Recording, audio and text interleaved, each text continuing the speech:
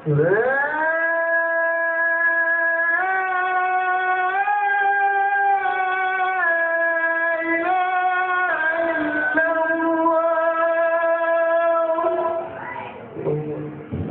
میں دعوت اس سے دیتا ہوں کہ آپ آئیں اور اپنی تقریر سے سامعین کو غور سے گزر فرمائیں۔ آپ کا وقت 30 منٹ کا ہوگا۔ ان الحمد للہ نحمده ونستعينه ونستغفره ونؤمن به ونتوكل عليه ونعوذ بالله من شرور انفسنا ومن سيئات اعمالنا من يهده الله فلا مضل له ومن يضلله فلا هادي له واشهد ان لا اله الا الله واشهد ان محمدا عبده ورسوله اما بعد فان خير الحديث كتاب الله وخير الهدي هدي محمد صلى الله عليه وسلم وشر الأمور محدثاتها وكل محدثة بدعة وكل بدعة ضلالة وكل ضلالة في النار أعوذ بالله من الشيطان الرجيم بسم الله الرحمن الرحيم يا أيها الذين آمنوا إن كثيرا من الأحبار والرهبان ليأكلون أموال الناس بالباطل ويصدون عن سبيل الله وقال الله تعالى في موضع آخر إن هو إلا ذكر وقرآن مبين لينذر من كان حيا ويحق القول على الكافرين وقال النبي عليه الصلاة والتسليم من عمل عملا ليس عليه امرنا فهو رد متفق علیہ۔ صدر محترم، اسٹیج پر تشریف فرما علماء کرام اور میرے سامنے بیٹھے ہوئے حاضرین کرام، خطبہ حاجہ کے بعد کلام مقدس کی 2 آیتیں اور رسول پاک صلی اللہ علیہ وسلم کی ایک حدیث مبارکہ میں نے آپ کے سامنے پیش کی۔ بھائیوں، رسول پاک صلی اللہ علیہ وسلم جب اس دنیا میں رسول بن کر تشریف لائے تو آپ صلی اللہ علیہ وسلم کی روشن تعلیمات نے اس دنیا میں پھیلی ہوئی تمام تاریکی کو دور کیا۔ اس دنیا میں جو بھی برائیاں ہو سکتی تھی آپ صلی اللہ علیہ وسلم کی روشن اور واضح تعلیمات نے ان کو دور کر دیا، اور ایک زمانے تک یہ امت خالص کتاب و سنت سے سیرابی حاصل کرتی رہی۔ لیکن افسوس کہ جن مقاصد کے لیے رسول پاک صلی اللہ علیہ وسلم کی بعثت ہوئی، جن مقاصد کے خاطر رب العالمین نے رسول پاک صلی اللہ علیہ وسلم کو رسالت کا منصب اور عظیم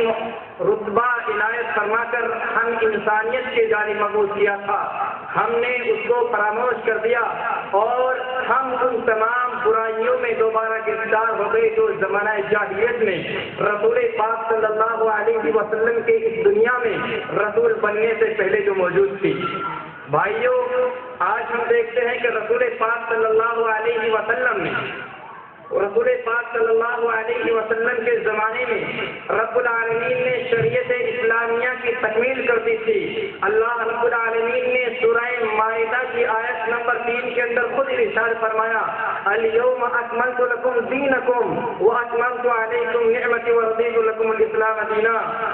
کہ رسول پاک صلی اللہ علیہ وسلم میں نے آج دین کا اتمام کر دیا ہے اور میں نے تمہارے لیے مذہب اسلام کو پسند کیا ہے۔ میرے بھائیوں، یہ آیت اس جانب اشارہ کرتی ہے اور واضح طور پر ہمارے سامنے بیان کرتی ہے کہ شریعت اسلامیہ کی تکمیل ہو گئی۔ اب شریعت اب اگر کوئی شخص اپنی جانب سے کوئی عمل کرتا ہے،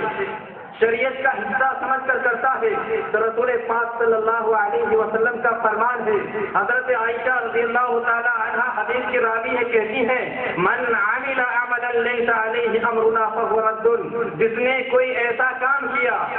دین کا حصہ سمجھ کر کوئی کام کیا جبکہ کتاب و سنت سے اس کی نظیر نہیں ملتی، کتاب و سنت میں اس کی مثال نہیں ملتی، تو یہ عمل مردود ہے، یہ عمل اس کا کوئی اعتبار نہیں، مذہب اسلام کے اندر یہ قابل قبول نہیں، کیونکہ رسول پاک صلی اللہ علیہ وسلم کی مہر اس عمل پر نہیں ہے۔ لہذا معلوم یہ ہوا کہ کسی بھی عمل کے خواہ ہماری نظروں میں وہ کتنا ہی عمدہ اور بڑھیا کیوں نہ ہو، اگر رسول پاک صلی اللہ علیہ وسلم نے اپنے 23 سالہ دور رسالت میں اس عمل کو نہیں کیا، یا آپ نے صحابہ کو حکم نہیں دیا، یا آپ کے سامنے کسی صحابی نے وہ عمل نہیں کیا،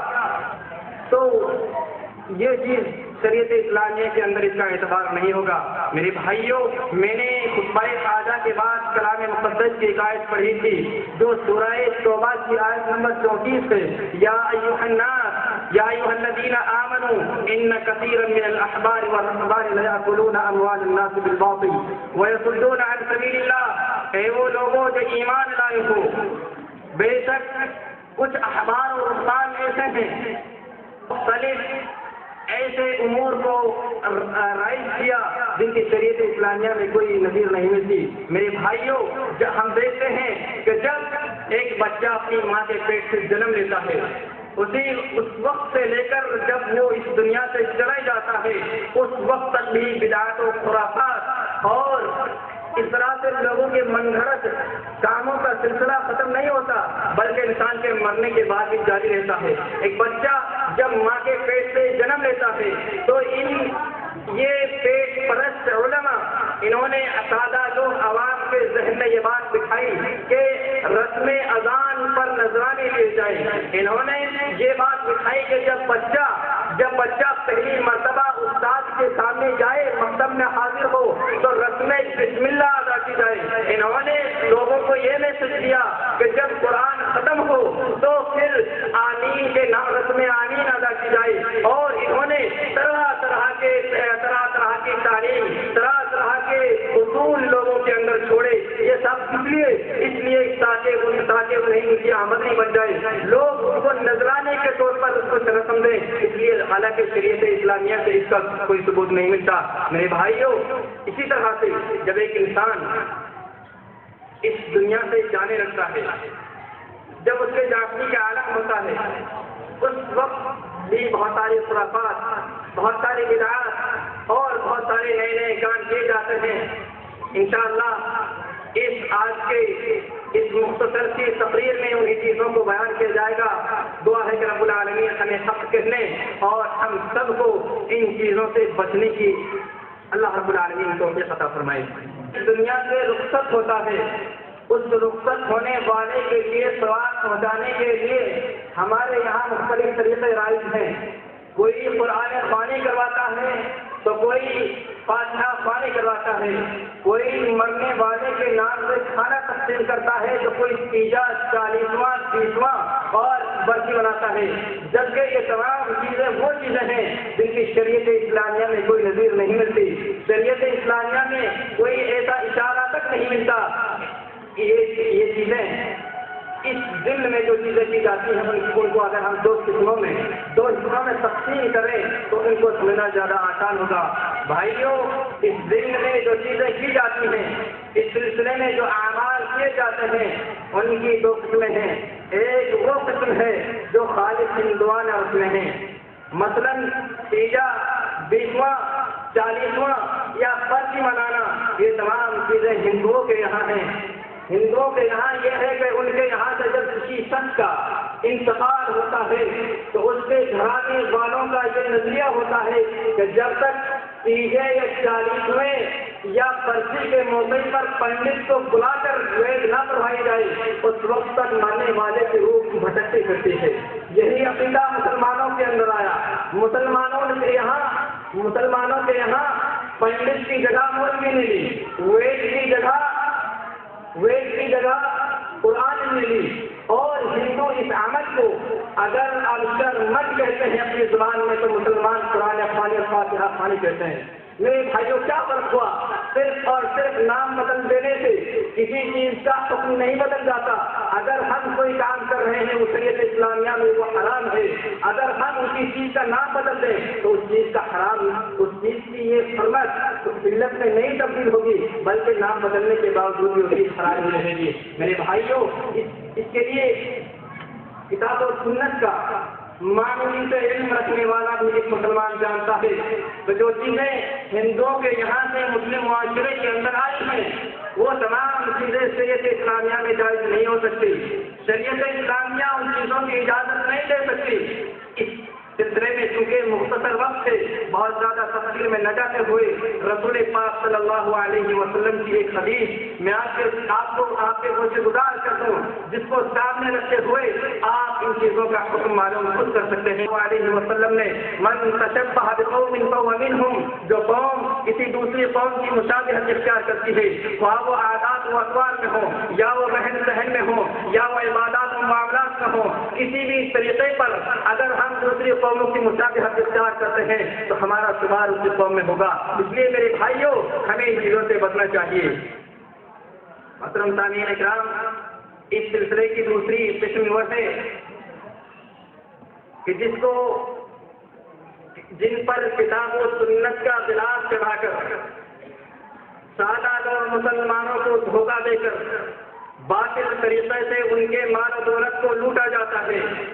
اور اس چیز کی سب سے واضح مثال قرآن خوانی ہے، جبکہ شریعت اسلامیہ میں اس کی کوئی مثال نہیں ملتی، کیونکہ قرآن خوانی کرنا عبادت ہے